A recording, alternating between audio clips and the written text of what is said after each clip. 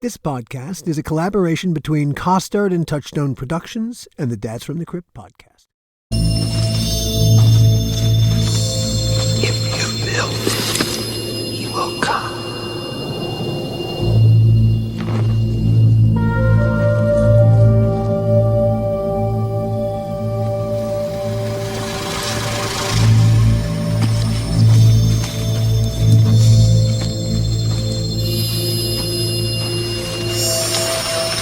If you build it, he will come.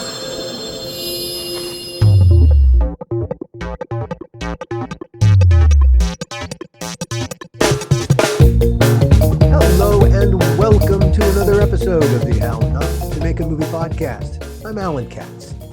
Before we launch, if you enjoy this podcast, please do it the kindness of hitting whatever like button your podcast player has.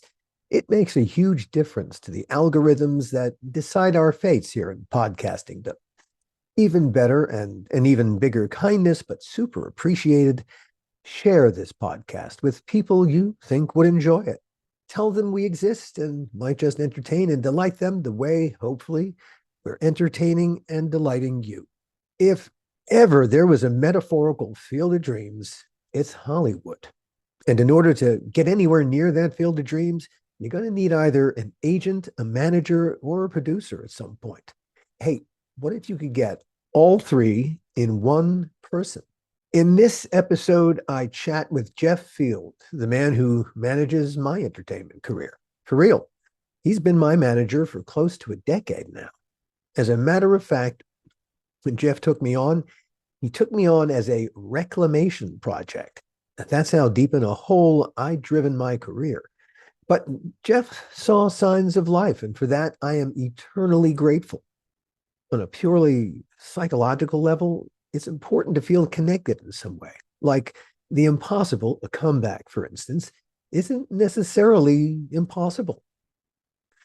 As you'll hear, manager describes only one of the three Hollywood jobs Jeff's held. Before he became a manager, mostly of writers, producers, and directors, he was a top-flight agent at the William Morris Agency, which eventually became William Morris Endeavor, WME. In addition to managing careers for clients, Jeff has also produced work for his clients. Producer is such a slippery title. In this context, what it means is that as a producer, Jeff was essential in putting his client's vision on the screen. Even under the best of circumstances, getting anything made in Hollywood is stunningly hard. Having a producer who understands how creatives think can make a huge difference as they, the producers, navigate the minefield of production. Again, the goal is to put a creative vision on screen or inside a podcast.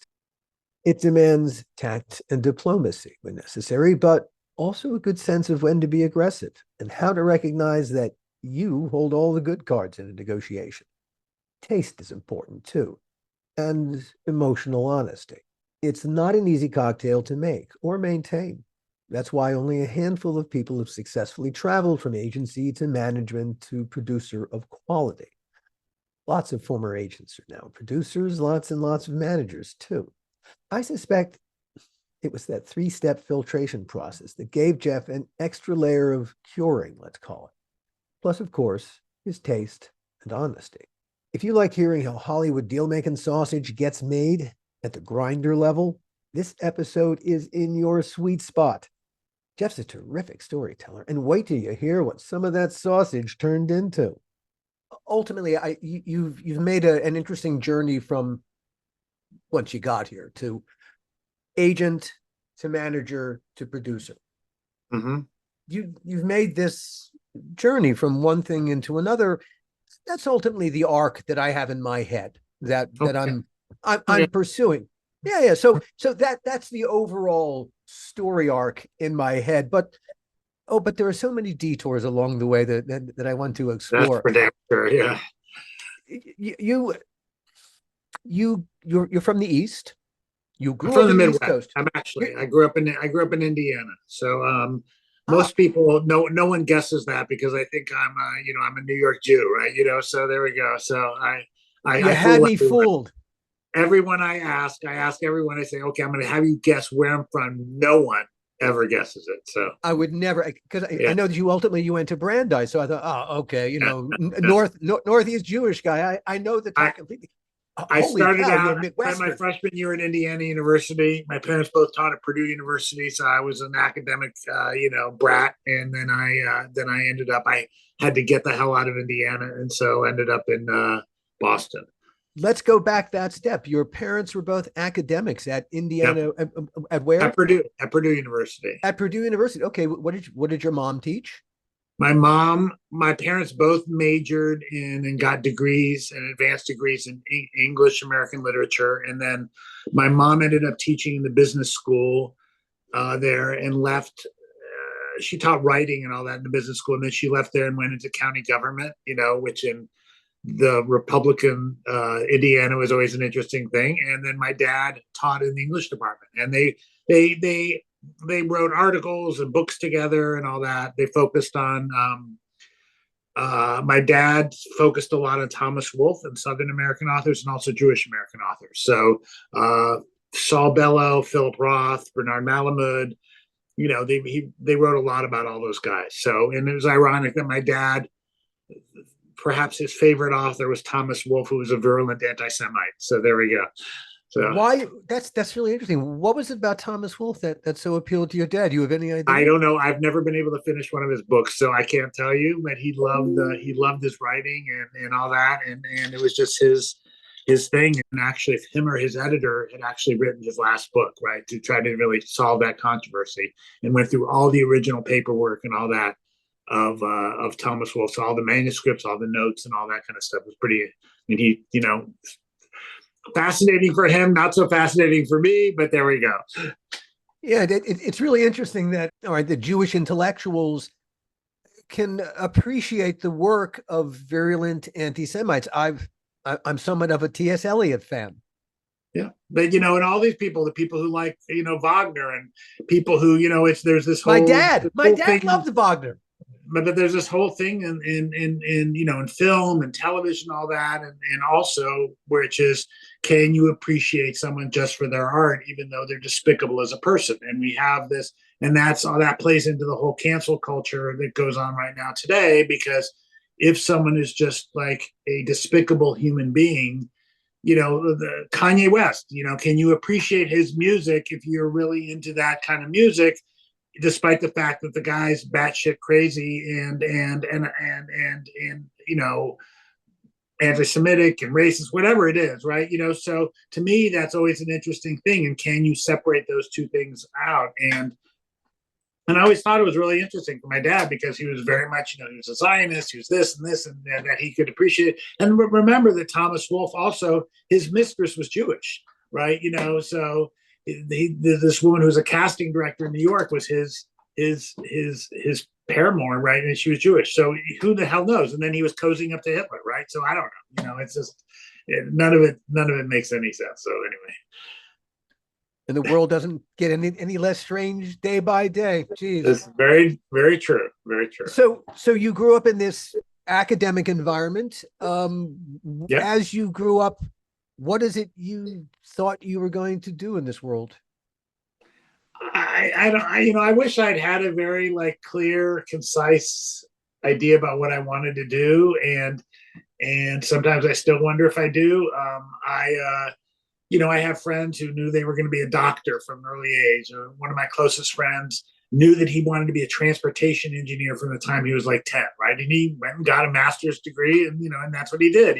A transportation engineer is what he wanted to be. He was obsessed with transport. He was obsessed with trains and all this kind of stuff. And he, he's a brilliant guy, and he got his master's degree at Berkeley when I was in law school there. And so he, and he's a good friend of mine to this day. And he knew what he wanted to do. Another friend, a close friend of mine, he knew he wanted to be a doctor, and his parents are both brilliant academics at Purdue, and he became a doctor, right? And so, I think some of it was influenced by my parents, and probably not the best way, but anyway, because I think I should have probably gone to business school rather than law school. I ended up hating law school. Started getting interested in the entertainment business. I thought it may be a combination of creative and business aspects of it. It also thought it would be not so lockstep as far as if I it was all based upon who your clients were and what projects you did. So it was much more reward based than being a lawyer. In retrospect, maybe I should have stayed being a lawyer. I don't know. But anyway, that's what I did. So I went to law school and did not like law school and realized that, oh my God, I don't think I want to be a lawyer. Right. So why Brandeis?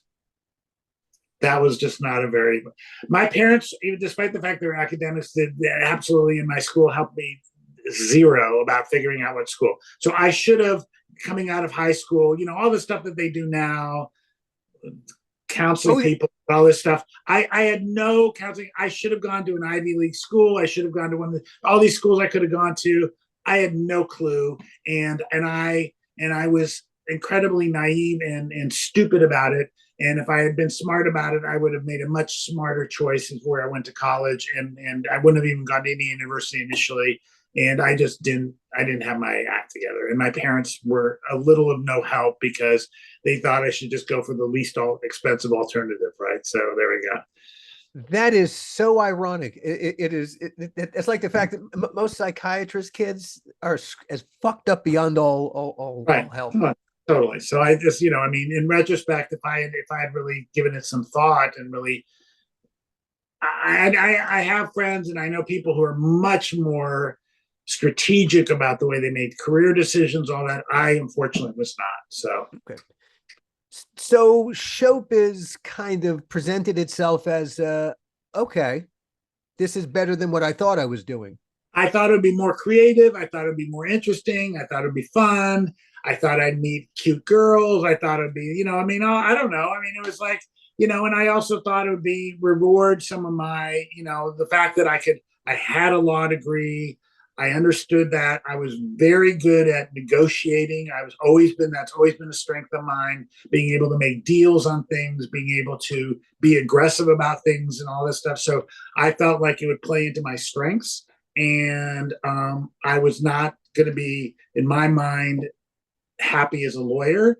So I didn't pass the bar when I first took it. So I retook the bar and I went into the mailroom at William Morris Agency. And it was just like, it was again, not terribly well thought out. In some ways it was, in some ways it wasn't. I ended up being, I figured out all these people in the entertainment business and just started calling people and contacting them.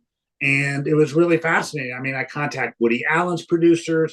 I found this guy who had lectured at my entertainment law class at Berkeley, and he was John Schulman, who was the head of business affairs at Warner Brothers. I contacted him. This very famous entertainment lawyer, Eric Weissman, who became a friend of mine, I contacted him. And so I just started reaching out to all these people and just saying, what would you do? And so many of them basically said, go work at an agency. That's going to teach you about the business and all that kind of stuff. And I was interested in being an entertainment lawyer, but it was a catch-22 situation where no one, they all wanted you to have entertainment law experience, but there wasn't any way to get the experience. And the firms that I interviewed with were all like, they had stuck all these people in dead-end litigation jobs. They were working like 90 hours a week, hoping to get into the entertainment practice. And when I asked the question, they said, well, no one ever did it. No one ever made the transition. And so I just realized that, maybe this was a better way to go. And I don't know, I just ended up there. The mailroom at William Morris is it's literally an institution. Yes, they wrote a book about it, right? Called The Mailroom, I think, or something like that. Yeah. It is like how the training begins. They called it the Harvard Graduate School of Show Business. Did you find it? All right. In retrospect, I guess at the time you might not have appreciated that that's what you were getting, but in retrospect, did you get a Harvard education? I think it was definitely what you made of it, and I basically said, I am not going to waste any time. I am going to just be like as aggressive and sponge, and I would pigeonhole agents, get them to let me read scripts for them. I ended up like agents taking me out to lunch because I was just on it, man. I just was not going to take no for an answer on anything, I did not want to be a statistic of one of those people who didn't make it. That was not an option. So I I was really, really aggressive about everything. I would really was just like, I was not going to, it was going to take no prisoners. I was just going to, all these other people were like, thought, because there are a lot of people in the mailroom who parents were in the entertainment business. Their parents were wealthy. They, you know, they were having, they expected, they thought that the business owed them a living. And my attitude was, I have no connections. I don't know any, I don't have anyone who's going to give me a leg up. I've got to make it happen. And so I was just not gonna let any of the opportunities be wasted. And it was an incredibly frustrating and bureaucratic place. You had all these old guys running the company that were just awful people that didn't help you out, there's so many stories I have about that, but it was obvious that you just had to basically, through force of will, make stuff happen. But it was fascinating because at the time, everything came through the mailroom, so you read everything, right? And a lot of it, for instance, one of my jobs was they had these things they called the distribution. They had the minutes from all the staff meetings. So the minutes from all the staff meetings, you Xeroxed off on pink paper and distributed them on numbered them, distributed them on all the agents' desk, and every agent wanted them in a different place. Someone wanted the inbox, someone wanted to face down to their desk, someone wanted whatever, and you did it. But all the meetings were, you read all the minutes, right? So I knew all the stuff that was going on in all the staff meetings, and they had these distribution statements, which they stopped doing eventually because they realized that every project that William Morris had ever put together or had an interest in, you would see what the profit participation was. And you would literally see, it was like printing money, man. Like Steve McQueen movies and Marilyn Monroe projects and Elvis Presley projects and all this stuff. And they were like literally every quarter, like $4,000 from this project, $3,000 in this project, $7,000. And it was like hundreds of them, right? Thousands of them. And you just realize, like, oh my God, that's why all these guys are paying me crap and sitting there and driving their Jaguars and making, millions of dollars a year, because it's just for 100 years they had been generating this revenue. And also all the TV packages, because at the time William Morris was the only company that got 5 and 5% on the front and 5% on the back end. All the other agencies got 3 and 3. So they, the Cosby Show, Roseanne, all these shows, Danny Thomas's shows, all these shows, they had packaging fees coming in from them too. And it's all passive. It's all just sits there. It just massive. They made fire hose. They made something like, I don't know, $150 million from the Cosby Show or something like that. The agency, they made, when we had half a package for Roseanne because we represented the showrunner, but Triad represented Roseanne. And then when they merged, then they had the whole package on that show. They had Cosby, but then they had A Different World, and they had this show and then this show. But there's so many things, and variety shows. And also remember that this was in the age of TV movies. And there was a guy named Arthur Axelman there, who's the king of TV movies. He had packaged over 100 TV movies, okay? So they got a packaging fee on every single TV movie. So yeah, the budget was, let's say, $2.5 million on the movie, but they're getting 5% of that budget, right? So they're getting $125,000 on this TV movie because, TV movies, who gives a shit? Well, if you think about like 30 TV movies a year, whatever it was that they were doing, it was incredible. But they're getting they're getting that $1.25 just for having made the deal. Well, it's more than that. They output it. I mean, packaging originally, and this is a whole other can of worms. Packaging originally was you really packaging, you're putting it together. You represent a showrunner, you're on a star, you're putting the whole project, you take it to a studio, all this. It became later on, it just became like, you just represented, you represented someone who meant to package, who was a big enough name that could drive the project. And so I think some of the projects were really packages that they really put together, and other times they were just like, they represented the right person. They represented someone who was a big enough star, a big enough showrunner, whatever. And, so the guy I was training under, he represented Hugh Wilson, and Hugh Wilson, meant to package in TV because of WKRP in Cincinnati and all these other shows. So that was a big thing. And so one thing I realized, when I was starting out, that I want to represent some of these people because it's a lot of money, right? The representation business, the agency business, Hmm. as it figured out all kinds of different ways to monetize, to control the idea of packaging. Now that wasn't always the way. When William Morris founded the agency and was booking vaudeville acts, he wasn't doing packaging fees, I was don't he? know. I mean, but I think they When even, did that I happen? don't know. I don't know for sure, but look,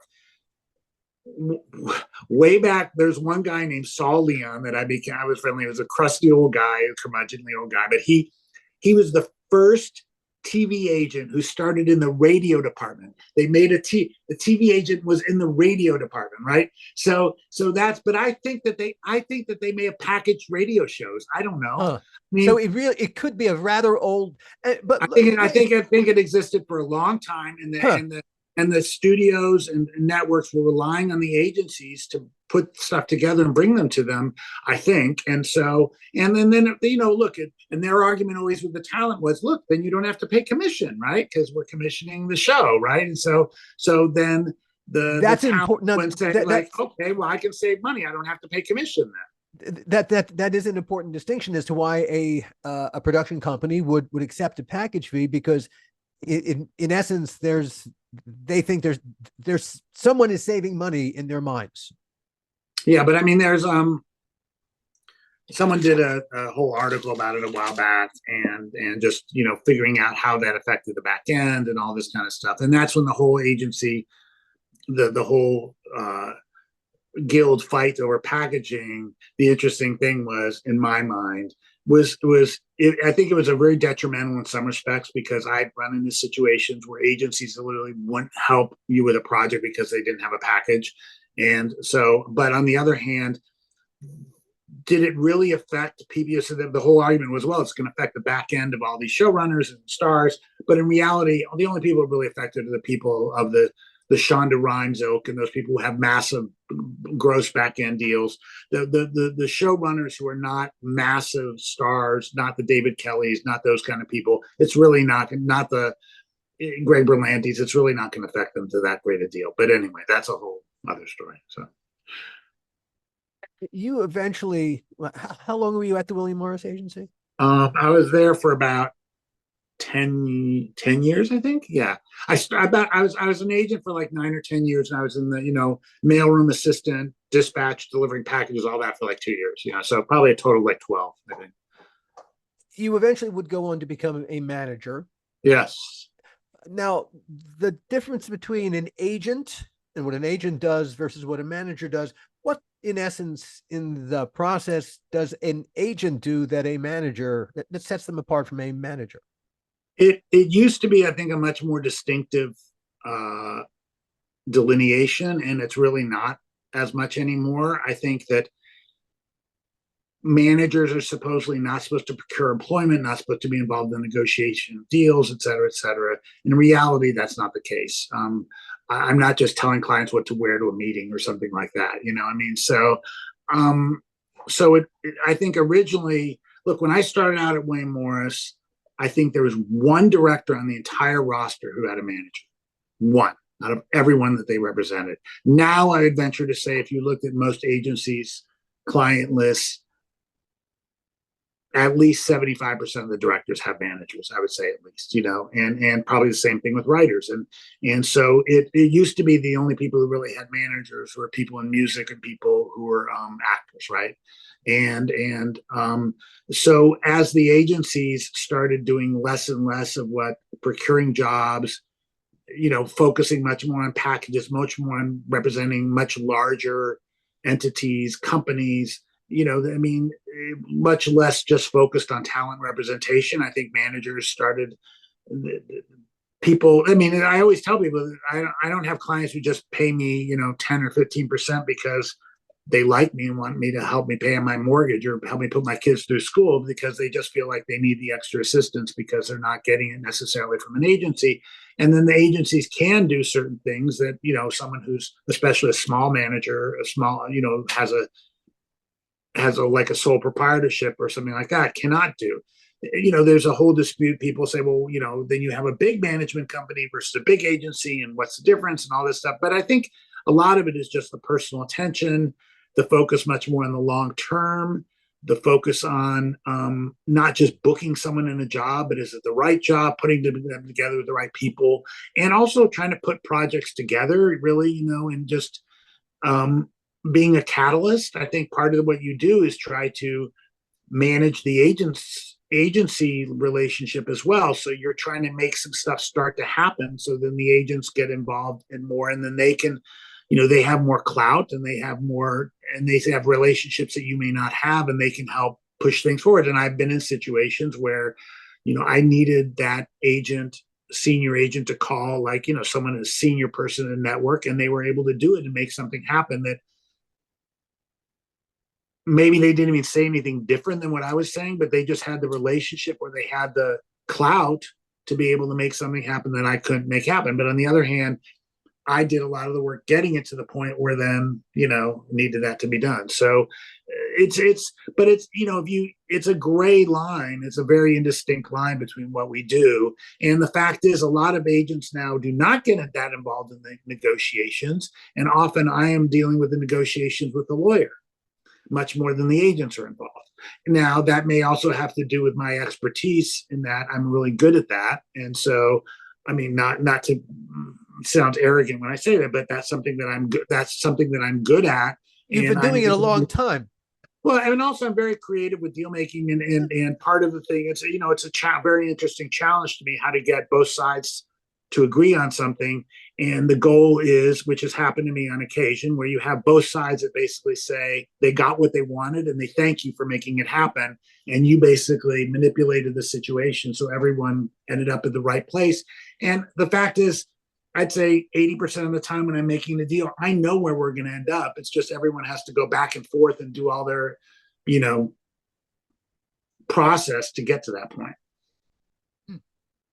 Could we say that the difference between an agent and a manager, an agent is kind of looking out for your next job and a manager is looking out for your career? To a point, but I think that, it's not like the agents don't want you to have a good career. The agents also have a much bigger, they're dealing with a much larger scope of thing. They have many more clients. They have the whole agency that they're dealing with and all the politics of that and all that. So, that's maybe a little bit overly simplistic, way of looking at it. But I think that, the ideal situation is you have a team of an agent, manager, and lawyer that are working, lockstep, and we keep each other informed about what we're doing. When I need their help with something, I do that. When I don't, but they also have a great deal more information at their disposal than I do, because they have all these agents out talking to all the studios. When someone has a director fall out of a project, they're not going to call me necessarily unless there's a specific client that I represent. They'll call the UTA or CAA or WME and say, okay, or Gersh, we have this client, we need to have this opening in this project, and who do you have? And so that's something that they have much more access to than I do. And they also, they represent, the New York Times, they represent this, and that's something that I just don't, necessarily have as much access to. But there's also pros and cons to all of that. Sometimes their agenda may not always be best for the individual client, or maybe they're just don't have the time to do that. And I have maybe more time to hopefully manage a situation. And sometimes you have things that are blowing up and falling apart, and you have to spend the time and energy to try to get it back on track. And if it's maybe not the biggest client on their roster, the agent may not have the time to do it, but that's something that I can do. And I don't begrudge them that, but then, but just like anything, there's good agents and bad agents. There's good managers and bad managers. And so, Indeed. Some of them are really, really great at what they do, and I think are really, really valuable teammates, and other ones aren't.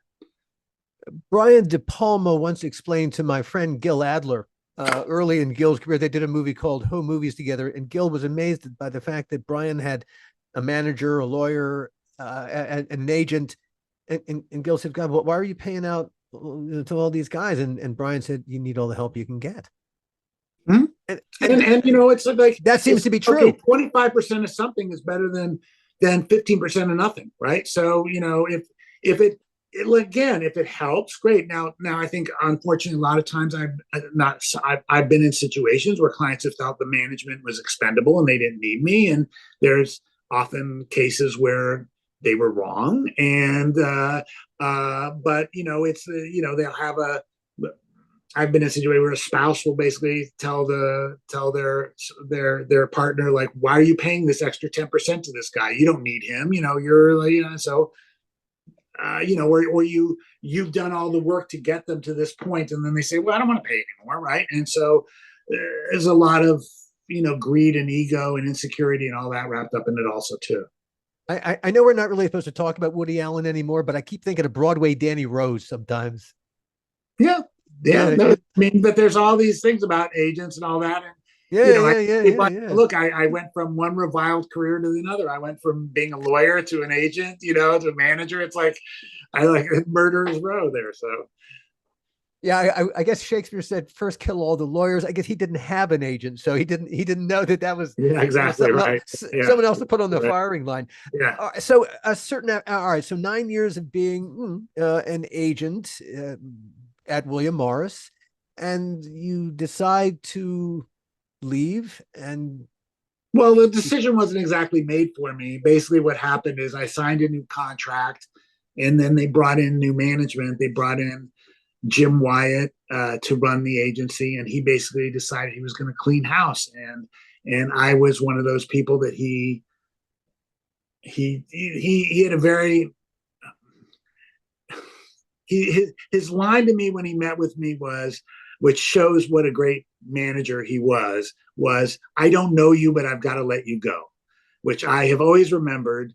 And I said, like, okay, it's one thing if the guy said to me, look, I've done some research. I think you're a terrible agent. I don't think I'd want you here. Or I heard you're a real asshole and you're not the guy I want on my team here. But basically to say, I don't know you, but I've got to let you go. And you look at him and what do you say to that? Besides like, your reputation precedes you, and I wish you all the luck in the world, right? And so that's basically what happened. And William Morris, of course, tried to screw me on my money, and I was very lucky that my moot court partner in law school and one of my closest friends, who I also went to college with, is one of the top labor lawyers in the country. And so he agreed to take me on as a client, and he was not in the entertainment business, although he did represent the Writers Guild East. And he went to town, and there's some things that transpired that all of a sudden I got my money. So anyway, what to the end it was a kind of a crappy company, and it was really, the management was really awful. There was a guy I used to work with who had started out in business affairs there and then became an agent. And he basically told me about their attitudes toward the agents, and the people who ran the company, their attitudes toward the agents they were like a necessary evil to their business. And they basically just lined their pockets with what we did. And they were terrible people, and so to me, it was no surprise that they would do something like this. And there's a lot of people there that were really despicable. So how did you feel about the takeover when that happened by Endeavor? I mean, at the time, William Morris was like, as I said to someone, what was happening is all these agents started leaving and go to ICM. So Ed L'Amato, who is one of the great agents who represented all these amazing people at the height of their career, Mel Gibson, Denzel Washington, Richard Gere, blah, blah, blah, blah, on and on and on. Michelle Pfeiffer, all these people. And he left to go to ICM. And then one after the other, these agents started leaving. Tony Howard, who was one of my mentors, left. She was one of the great talent agents, still is, and was ICM, and now obviously CAA. And Elaine Goldsmith left, who represented Julia Roberts, who was the biggest star in the world at the time, or one of the biggest stars in the world. And all these agents started leaving. Reese Shapiro, who also represented her, and all these people. And so they were like bleeding. It was like, and I told someone I had just been made an agent like a year before, and I said I felt like I signed on as a deckhand on the Titanic. Right. It was every time I would come into work, every day, there'd be a new office with the door closed and the nameplate gone. And you say, oh shit, who left? And because I was low man on the totem pole, I was the most junior agent there. I didn't know what was going on, right? It was just like, oh shit, like what's happening now? Like and then you get rumors because people were poaching all our clients because they basically were telling everyone William Morris is closing its motion picture department. They're out of the business. And so people would like call you up and say, are you closing the motion picture department? I said, no, we're not closing. But you can't convince it. You couldn't sign anyone because no one wanted to be represented by you. They would all be signed. They were all signing with, CAA, or they were signing with ICM, or they were signing, we want a aggressive young agency, we'll sign with UTA, right? So no one was signing with William Morris. We couldn't sign anyone. We couldn't hold our clients. We kept losing people. And so it was a really brutal time. And so they felt like they had to do something, to stem the flow. And one thing that they had done was they started trying to put all the agents under contract because they wanted to lock them in so they couldn't just leave. But then they said, okay, we're going to solve the problem. And we're going to bring in Jim Wyatt, and he's going to, turn things around. And they had also tried to bring in Sue Mengers, right? And that had not been, that was a whole other thing. So it was a clown car. I mean, the way they ran the company was a clown car. Whether I deserved to be let go or not, that's immaterial. It's the way they did it was just kind of, messed up, but whatever. I got compensation, and then I just decided, do I want to go work at another agency or not? And I was just so burned out by the experience. I just said, well, maybe I'll just try doing something my own, and see what I can do. And of course, there are clients I thought they were going to come with me that didn't. And so I was like, oh shit, what did I do? Right. And so I don't know, it ended up meeting with all the agencies. That was a whole interesting thing and all that stuff. So it was an interesting time. It's a fascinating experience to learn who your real friends are in this town and who they are not.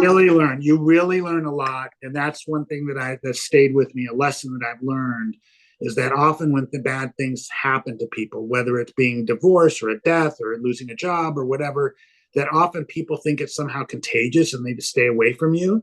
And there's other people that are really great. And there are people that were so great to me and people that were so shitty to me. But like, for instance, I used to cover Paramount Pictures as an agent. And so I used to, when Sherry Lansing was a producer there before she became the chairman of the company and all that, I would go in to see her every week. And she was like really nice, super smart, great taste. And when I got fired by Jim Wyatt, okay, and remember, her husband was represented by Jim Wyatt. Billy Friedkin. Yes. She calls me from her plane, right, and says, look, she says, I think you're great. I don't know what Jim's doing, okay? He represents my husband, but I don't know what he's doing. He said, but anything you need me to help you with, I'll help you. And, that's a nice thing to happen when you basically feel like you've been kicked to the curb, right? And there were other people. There was a woman who I had helped her get 3 jobs, okay, as an executive. Never called me, never heard from her since, ever, okay, ever. Her husband is the head of production at the studio, never called me, right? And it was just like, there were clients who basically I talked to every day who was like, okay, he's toast, It's like, I always used to joke about it, but it's true. I felt like I could cross the street in El Camino, which is where William Morris was, get hit by a bus. And there were some clients that would just say like, oh my God, who's going to represent me? That's what their response would be, right? It's like,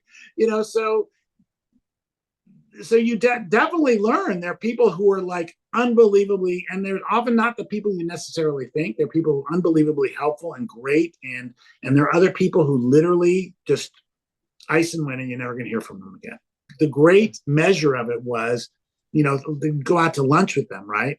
But after this happened, right? And you're trying to figure out what's going to happen. Am I going to do that? Am I going to take them somewhere else with me and all that? And if they paid for the lunch, that meant they weren't going to go with you because they felt guilty. So as soon as like you're having lunch with them and they say, let me get this, I said, okay, fuck, it's over. I'm not going to represent them anymore. It was like invariably that was the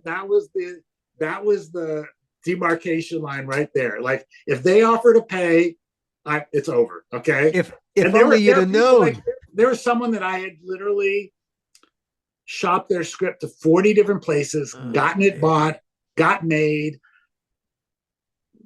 and literally takes me out to lunch, pays for it, says, "Oh, I'm not going to." Okay, fine, great.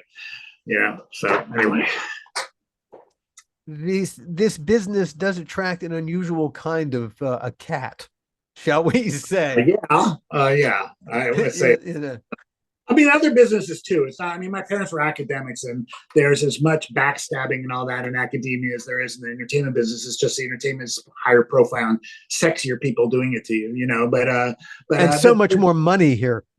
Yeah, it's totally true. And I mean, and some of it was my own fault, because I was struggling, and I was like, you get insecure, and you've been, fired, and what are you going to do, and all this stuff. So there's things that I should have done differently. In retrospect, I know 100% I should have done differently, and I would have handled certain things differently had I had my wits about me more at the time. But it is what it is. If only we got to live our lives in retrospect instead. Wouldn't that be easy? There's one of the best commencement addresses ever was Steve Jobs' commencement address at Stanford. And he has this great, he said, "I'm going to tell you 3 stories." And one of the stories, the parable that he's trying to tell is he said, the conclusion is you can only connect the dots looking backwards. You cannot connect them going forwards.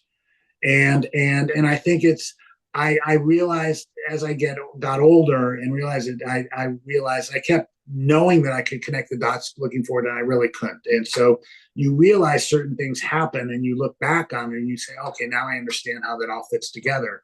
But at the time, you have no clue. And I think it's a very smart way of looking at things. And you see it in politics, you see it in business, you see it in the entertainment business, you see it with your children, you see it with everything. And so I think it's a really smart way of looking at things. And so at the time, I mean, I did not have any clue how the dots were connecting. And in retrospect, I was like doing Etch a Sketch, and it was going all over the place. But anyway, but it ultimately took you into managing. Yes. You found that more satisfying. In some ways, it's much more satisfying. In some ways, it's not satisfying. I mean, in reality, you had no job security really as an agent anyway. So that was all ephemeral. And it was nice knowing when you did something that you got the rewards for it, and also if something screwed up, you could take the blame for it. It was disappointing that many clients sometimes thought you were expendable, right? You could not.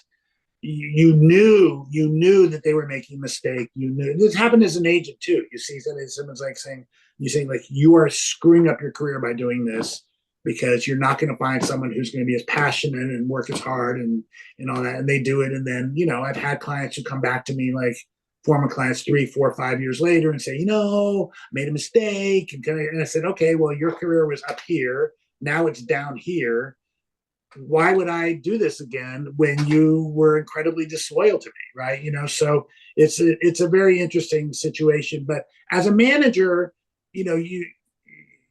it's tricky. I mean, it's both good and bad. It's much more creative. You can spend more. I mean, as an agent, I was like fielding. I had 5 phone lines in my office. I was fielding like 200 calls a day. It was like, have 2 calls lined up when they're holding, while you get off one, go to another, go another. It was frenetic, right?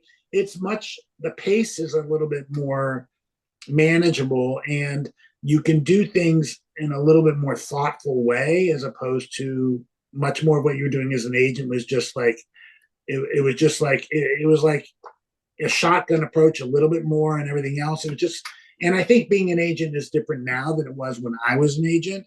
But at the time, it was having a life outside of doing this. I mean, I had breakfast, lunches, dinners, screenings, going to all these film festivals. I was a whirling dervish. And the good thing is I have a lot of energy. So that was great. I mean, I was the guy. I mean, when I first started as an agent, I was covering 5 studios. I literally was working 90, 100 hours, like the, investment banking analysts work now. That's what I was doing. I was working, get in at, 8:30 working. I would go to dinner. I'd come back to the office after dinner, right? It was just like insane, right? And so it's were you enjoying this at all? I think I was. I mean, I think I was. I mean, it was kind of heady thing that all these people like want your help. They all like think that you're the key. These people literally think the only thing preventing them from being the success that they want to be is not having the right representative. And they've heard about you, and you've done this for this person, and you've done this, and people like wanting to be part of your orbit and all this kind of stuff. So it is, but on the other hand, it's super cutthroat competitive, right? People are always trying to steal your clients. People are always trying to like, and you're the pressure on you to try to take other people's clients and all this stuff. And it gets a little bit numbing at times, I think. And I think in retrospect, maybe it played off some of my worst character traits and instincts and all that stuff. So, it's probably good that I didn't keep doing it, but maybe, if I kept doing it, I'd be retired by now. Who knows? So All right. Is producing more satisfying than managing or agenting? Not now. It's very frustrating. I think it's a very frustrating experience now. I think that I look back at, there's a legendary old agent who was a real curmudgeon, right? But his name was Lenny Hershan at William Morris. And Lenny represented all these people. He represented Walter Matthau. He represented all these people. I mean, he 20 Jack Lemmon and Walter Matthau. He represented both of them. He legendarily he saved 20th Century Fox. He said because he delivered the French Connection to them when they were literally the studio was about to go under, when they weren't all owned by conglomerates. Basically, their whole business was, what movie are they going to, they wouldn't even have a TV division, I don't think, at the time. So he delivered, it was and they would, they would party, they would have fun, they do this, and it was just a whole different business. So I think it would have been much more fun to have been an agent like 20 years before I was an agent, right? And I think the same thing with being a producer. I think it's so hard to get projects made right now, and it's so hard to get. You feel like you're constantly like Sisyphus pushing the boulder up a hill, and there's so many things that can go wrong, and there's so many, and there's it's just like, I think in society in general, the top few percent get all the riches, and everyone else is scrambling for scraps. And so yes, am I getting stuff made? Yes. Am I having some fun with it when it gets happened? Yes. But is it's brutal. It's really hard.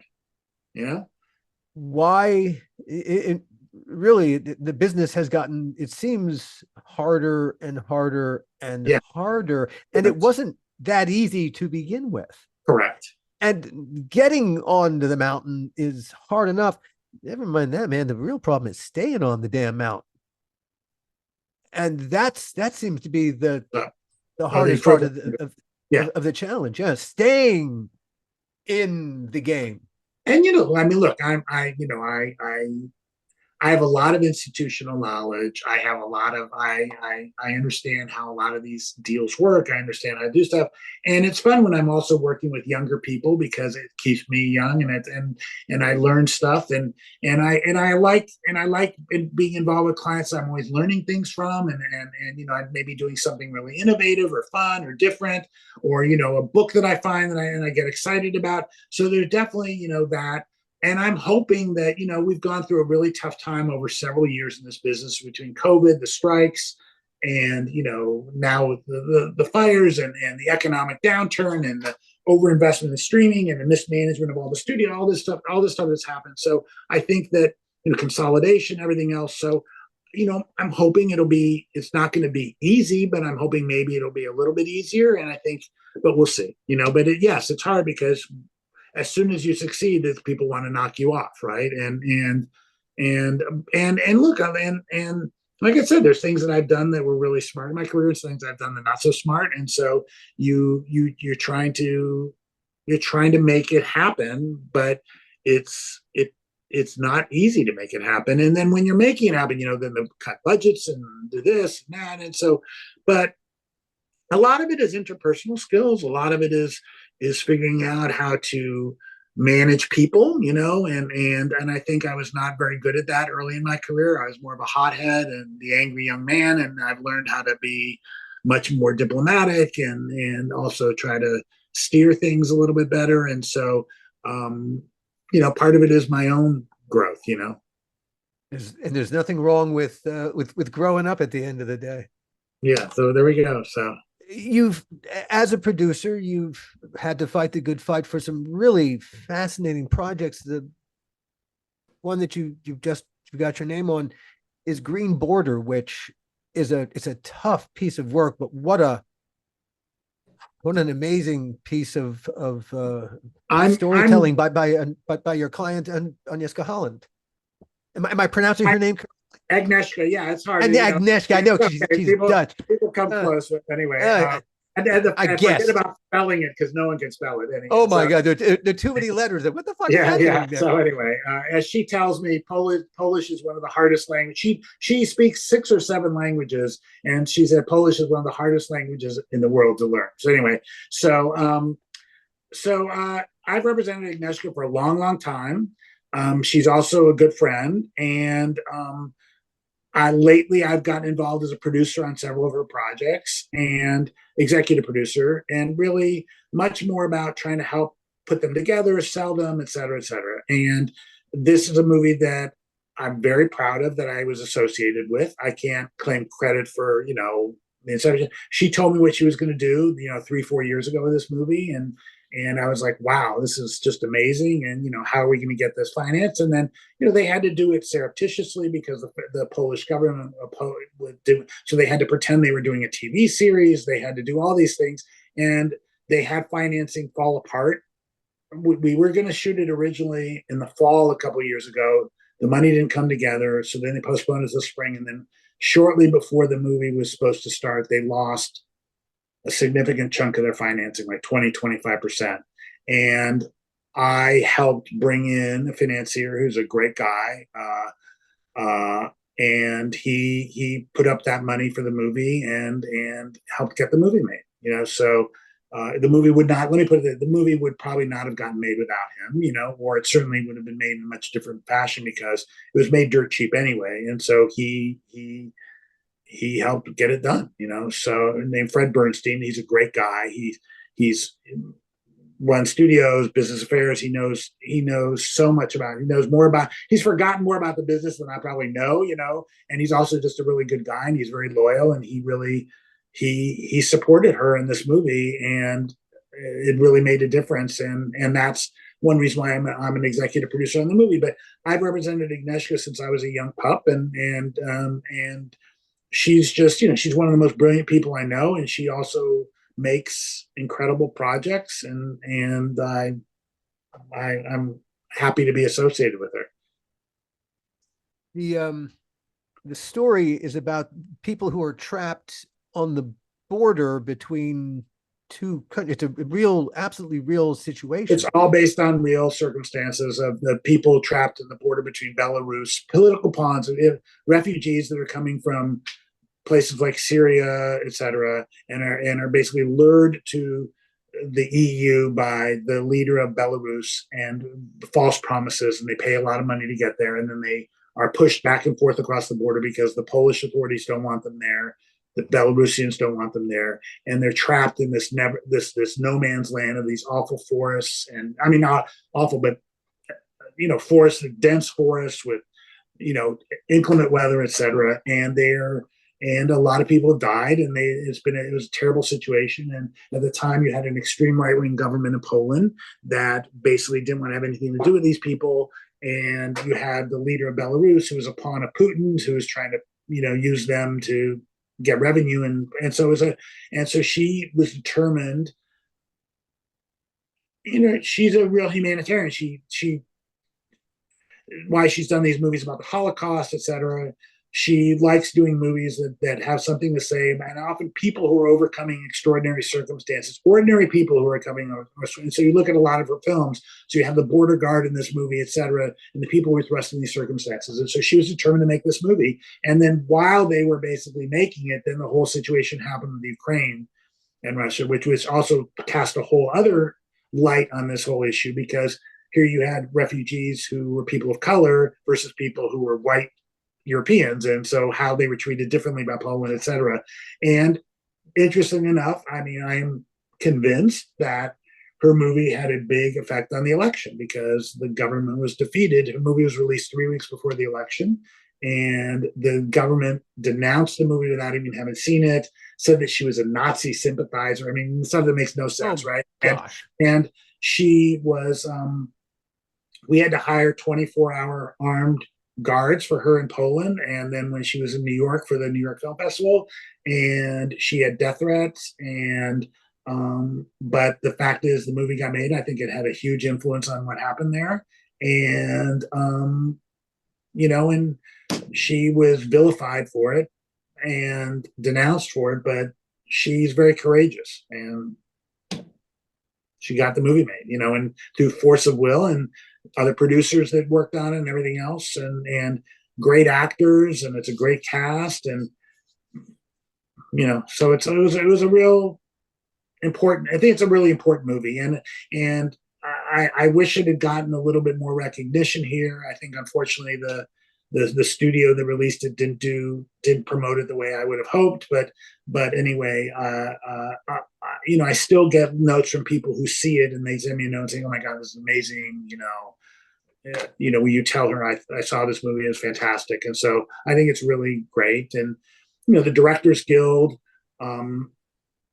came out with a statement in support of her when she was basically being censored by the government and everything like that, and I think that was really great. And so it's been but the reviews, I mean, it's like, I don't know if I've ever been involved in a project that has gotten those kind of reviews. I mean, it literally had somewhere between 100 and 150 positive reviews. It's made all these top 10 lists. It's like it's incredible when you get a movie that gets that kind of response, and it's totally justified because it's a really terrific piece. It's very, very compelling. It's stuck in my head, but then again, her earlier Europa, I can't get out of my head either. Yeah. So, but we could go on and on, Jeff, as we probably will.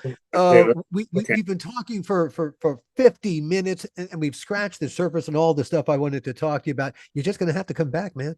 I will. Well, you told me you wanted me to tell some stories, so I have saved the stories to tell you that will give you a whole other side of the business that will, it's like truth is stranger than fiction, so. But I want you to appreciate that really, you brought such an incredible depth of, wow, just hardcore knowledge. If part of what I want, what I aspire for this podcast to do is to mentor a little bit. Mm-hmm. How does one get into this business? And so we talk about the nuts and bolts of the nuts and bolts, and really making it is one thing, but selling it and getting it made and getting it sold. These are, if you can't do those, go home. You're trying to convince people. The part of what you're trying to do is convince people of why they should do something. And, I have this theory, I call it the emperor has no clothes syndrome, that you see in Hollywood all the time, that projects get made and you say, like, how the hell did this project get made? And it's like, when you see, like, it's the emperor has no clothes. Everyone's afraid to say this doesn't make any sense. This sucks. And we should make it because this person's involved, this person's involved. And someone's afraid to say, like, no, we shouldn't make it. It's a waste of money. It doesn't make any sense. And then you have and people, it's the old thing where people say, oh, we want something different. And then you give them something, they say, well, that's too different. And so, I represent some kind of quirky people and all that stuff. And you bring them something and they say, no, that's too different. We can't do that. I said, well, you said you wanted something different. Well, it's too different. And so it's like, you have all these stories about people and you said something, and then these responses that you get from people are just like, oh my God. Right. And you're trying to overcome it, but there's only so much you can do. Right. It's amazing our heads don't explode on a regular basis. There's just exploded heads all over the business. And I was thinking about doing a book based upon all the things that I and other people have been told when you submit a project or when you go into a meeting and all that. And it's just like, it's like the best, because these things that I was told, I'll tell you one, and then I know you've got to go. Okay. So I remember I was trying to, someone was trying to tell me I think they were submitting a script for a client. It was an action movie. And they said, it's like Die Hard in a building. And I said, wasn't Die Hard in a building? In a building? And it's like, they don't understand the put together game. They don't understand it. They should stop. And Agnieszka Holland had this she was doing this project, Washington Square, and I represented the writer, and based on Henry James' book. And so the writer who I was representing, I was sent the script to someone at, I think it was HBO, for another project. And they said, but this is a period piece. Don't you have anything that's period? And I said, do you know when Washington Square took place? Like, do you have any, and it's like, realize that they had no clue. They had never read it. They didn't know anything about it. And it was just like, okay, what are you going to say? So. And on that bombshell, I thank you, Jeff. And I thank you, everyone, for tuning in. As usual, we will see you next time. The How Not to Make a Movie podcast is executive produced by me, Alan Katz, by Gil Adler, and by Jason Stein. Our artwork was done by the amazing Jody Webster, and Jason Jody, along with Mando, are all the hosts of the fun and informative Dads from the Crypt podcast. Follow them for what my old pal the Crypt Keeper would have called terrific crypt